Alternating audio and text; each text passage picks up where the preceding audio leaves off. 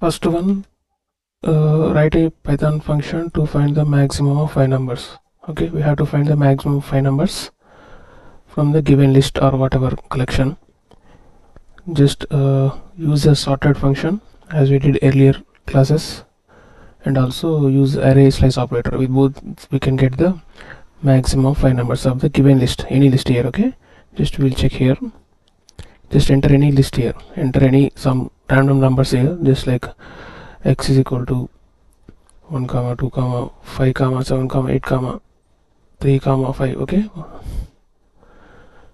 3 comma 6 comma 9. Okay, we want to get the maximum of 5 numbers of this list. Okay, use functions. Functions returns a value here. Okay, remember, a function returns a value. So we are how to define a function. Syntax similar, define function. Okay, and write any y is equal to sorted, pass the object here, passing list object here, first parameter, and second parameter is reverse is equal to true, so that we get the decreasing order list. Okay, true. And use array slice operator to get only 5 numbers. Okay, to get only 5 numbers, use the array slice operator.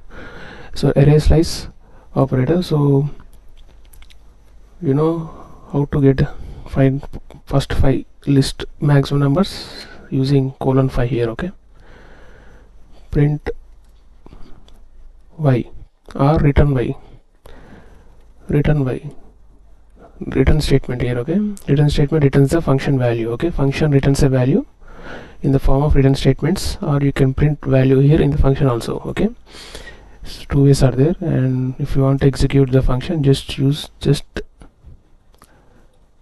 function. Okay, if you want to call this function, if you want to call the value function value, just you have to write this function name. That's it. Okay, that's it. Function name is fun here. Just execute it.